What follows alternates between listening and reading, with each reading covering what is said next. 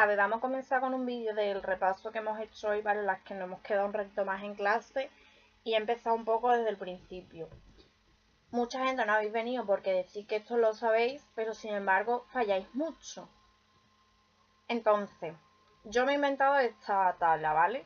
La primera variable es una variable de agrupación, yo la llamo así, aparte hay comandos dentro del SPS que pone variable de agrupación, le he puesto valor 1 y de 2.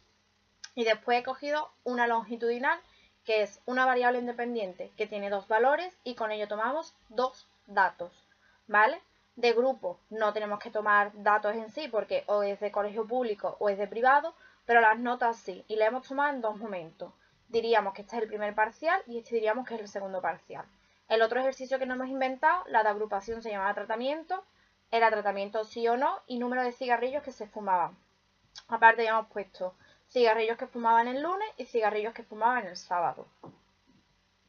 La primera parte, vamos a hacer una T independiente. Siempre que hablemos de T independiente tenemos que tener muy claro que hay una variable de agrupación. ¿Esto qué es? Que los grupos son distintos, ¿vale?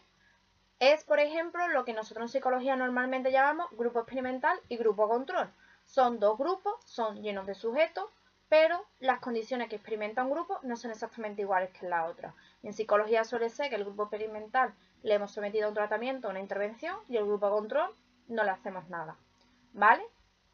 Este ejercicio podemos hacerlo de dos formas, para cuando os toque.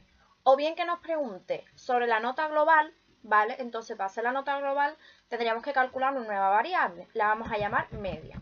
¿Cómo se calcula la media? Pues era notas del primer parcial más la nota del segundo parcial dividido entre 2. Y ya tenemos la media. Me sale que ya está hecha y si nos vamos a nuestras variables, nos sale la media. La voy a hacer de dos formas, ¿vale? También para que los datos nos den significativos, yo lo que hago es que a un grupo le pongo mucha nota. Por ejemplo, he puesto que los públicos tienen unas notas muy altas y casi todos los del privado tienen una nota muy baja. Entonces me va a salir significativo el estudio. ¿Cómo se hacía aquí? Antes que nada, no voy a entrar en normalidad. Esto es un repaso de lo del año pasado y sobre todo para que aprendáis a diferenciar qué es una T independiente, qué tipos de T hay y por qué una cosa es una T relacionada y qué es una T para una muestra. Recordad que cuando hablamos de grupos estamos hablando sobre todo de estudios transversales. Un estudio transversal es aquel que pueda haber tantas condiciones, bueno, tantos grupos como condiciones hay. Eso es una cosa que hacíamos en métodos. Ya hay unos vídeos también sobre métodos para la gente que aún está trancada y porque en asignaturas posteriores os va a pedir mucho temario de métodos. Y transversales que tenemos un dato por cada sujeto, o sea, solo tengo una nota. Sería, como todo el mundo hemos hecho, nuestro primer parcial.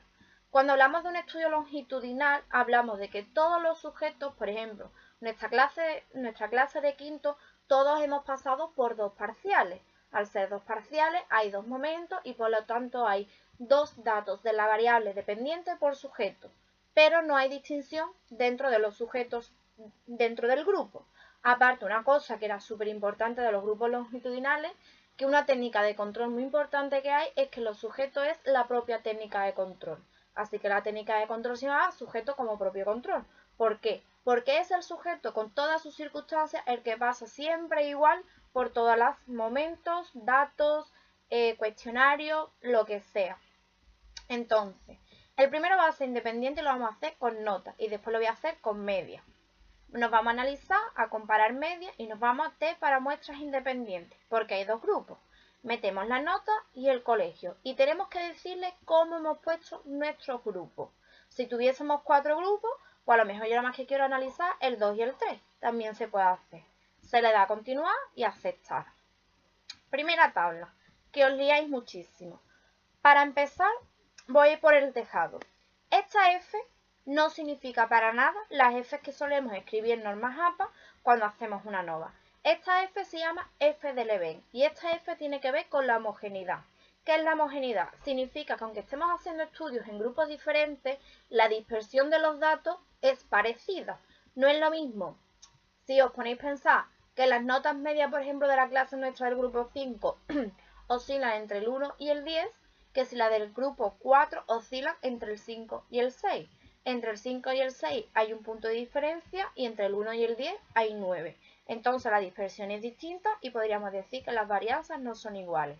Entonces, para aquí lo bueno de la T independiente, que podemos trabajar tanto si las varianzas son parecidas como si no. Entonces, esta F y otra cosa. Cuando os pregunten por la prueba estadística, os voy a poner el ejemplo, creo que no me equivoco. Por ejemplo, chi cuadrado. La prueba estadística es chi cuadrado, pero el estadístico no es chi cuadrado, es una z, ¿vale? Si no me equivoco, hace mucho que no hago chi, creo que la chi iba con la z. Por ejemplo, en la prueba estadística es una ANOVA de un factor aleatoriamente. Eso es la prueba estadística. Eso no es el estadístico. El estadístico de la F es ANOVA. El estadístico de ANOVA es la F. Recordad que una cosa es el nombre de la prueba estadística y otra cosa es el estadístico. Son cosas totalmente distintas. Y aquí la gente os soléis equivocar cuando me redactáis las normas APA donde un grupo es significativo respecto al otro, ponéis esta F. Y no, la F no se pone. Esta significación nos sirve para saber si trabajamos con los datos de la primera fila o con los de la segunda. A ser mayor de nuestro punto de corte, que es 0.05, que es el alfa de un intervalo de confianza al 95%, nos está diciendo que es homogéneo. Al ser homogéneo, trabajamos con la primera fila, que se llama T de student. Si fuese menor, diríamos que no existe homogeneidad y trabajaríamos con la segunda fila, que se llama T de Wells. ¿Qué es lo que nos ocurre? Yo he hecho los datos así para que nos saliera significativo. Es muy significativo. Entonces, ¿qué tenemos que decir? Que se encontró relación. ¿Pero con qué? Tenemos la variable nota y la variable tipo de colegio. Entonces diríamos, se ha encontrado relación entre el tipo de colegio y las notas del examen del primer parcial. Debido a T, los grados de libertad sería 8, escribiríamos esta T. Otra cosa que preguntáis, nunca se escribe P es igual a 0.00 porque no existe el cero absoluto en estadística. Se escribiría que es menor que 0.001. Otro truco si no entendéis lo de la significación, que os pasa mucho.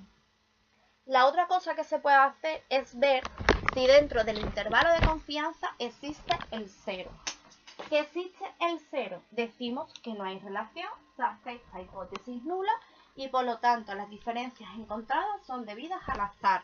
Por ejemplo, en el intervalo de confianza entre 4 y 7 no se incluye el cero y al no incluirse el cero decimos que hay relación, ¿vale? Mucha gente a que le cuesta mucho trabajo trabajar con la nota de corte del alfa, pues utilizamos este truco del intervalo de confianza.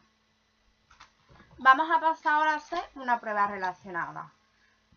Si recordamos, las pruebas relacionadas siempre es que tengamos más de un momento, pero no usamos grupos. Entonces vamos a trabajar con las notas del primer parcial y el segundo parcial. Nos vamos a donde siempre. Nos vamos a comparar medias, T relacionada. Y en este caso metemos las dos variables. No hay que calcular media ni hay que hacer nada. Este sinceramente no sé lo que nos va a salir porque yo lo había hecho para que me saliese significativa una parte.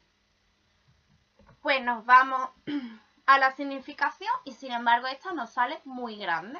Entonces decimos que no hay relación. En las normas APA, ¿qué deberíamos decir? Pues que no se encontró relación ninguna en las notas de los diferentes exámenes.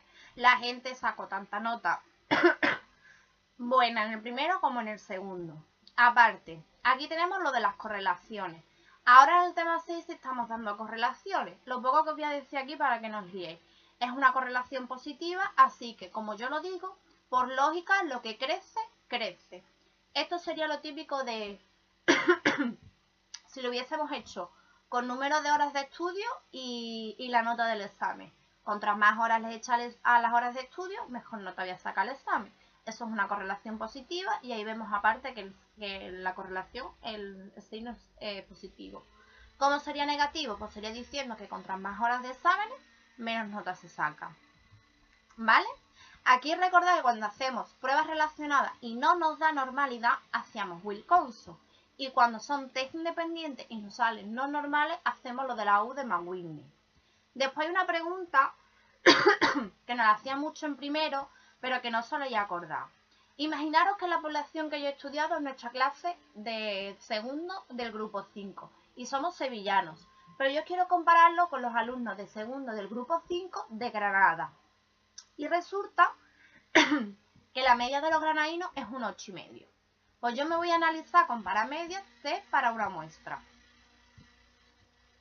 Meto la media de mis estudiantes y en valor de prueba escribo un 8,5. No me dejará escribir el punto.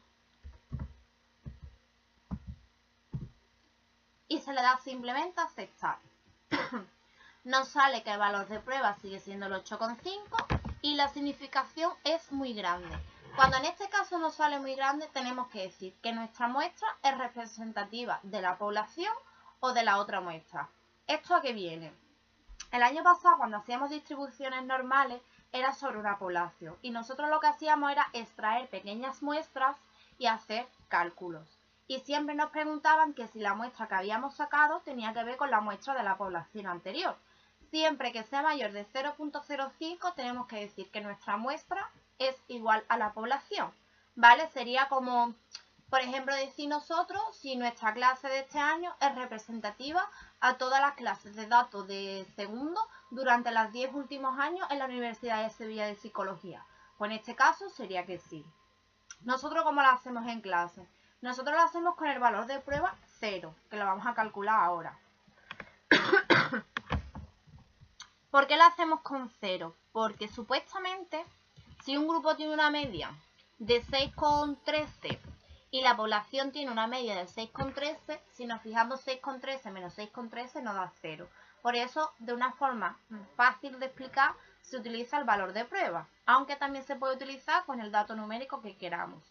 Si lo hacemos de esta manera, ahora nos sale que la significación es 0,000, así que significa que nuestra prueba no tendría nada que ver con la población. Entonces podríamos decir incluso que las notas mías, que es una media, no tiene nada que ver con las notas de la población. A lo mejor es que nuestro año, nuestro curso, nuestra promoción es muchísimo mejor o más excelente que la población de los 10 años últimos anteriores. ¿Por qué explico esto? Sobre todo para la gente que tiene datos y ha tenido el examen. Os la puede preguntar de dos formas. O bien no te pongan el valor estadístico de la población y utilizaríamos el 0, que es lo que estamos haciendo en la asignatura de segundo, con los temas 5 y 6, creo, con los estudios mixtos, o bien planteándote una prueba. Recordad que siempre que hemos hecho T para una muestra como T relacionadas, cuando no hay normalidad hacíamos Wilcoxon, y cuando es independiente eso se os olvidó porque se dio la primera semana de clase y no se ha vuelto a coger hasta el tema 6, o hicimos un ejercicio creo que en el tema 3 y algo hemos hecho hace poco y no sé ahora mismo qué tema es. Se usa la UN de McWhirter. Porque hay que tener esto súper claro, porque esto casi todos son las pruebas post-op. Y si no sabéis ver cuándo es una independiente, cuándo es una relacionada, cuándo hay grupos, cuándo es mixto, cuándo no es lo otro, sinceramente, por mucho que sepáis hacer los ANOVA, no vais a saber hacer esto y falláis en las preguntas de este tipo. O una de las preguntas que aparte la ha dicho el profesor y yo me la ha comentado mucha gente, es que no escribís bien la T, no escribís bien los grados de libertad, escribís mal la significación porque en este caso la ponéis igual, o en el caso anterior veis una F y escribís esa F, pero no es correcto porque ya lo he dicho, una cosa es el nombre de la prueba estadística y otra cosa es el estadístico, ¿vale? Y creo que hasta aquí, de manera súper rápida, he hecho un pequeño resumen para que tengáis muy claro estas tres cosas. Y todo esto es suponiendo que existe normalidad. Si no hay normalidad, recordamos que es Wilcoxon o recordamos que es la UN de McWhirter. Y creo que hasta ahí casi todo lo que es las pruebas post o menos la del tema 2 y 3, que era con la T de 3 de Dunet, todo lo demás se puede hacer para el tema 4 y 5 y lo tenéis que tener súper claro. Si no sabéis reconocer una matriz o tenéis duda de alguna matriz, hay más vídeos y si no, escribirme y mandarme fotos lo que queráis y yo resuelvo las dudas.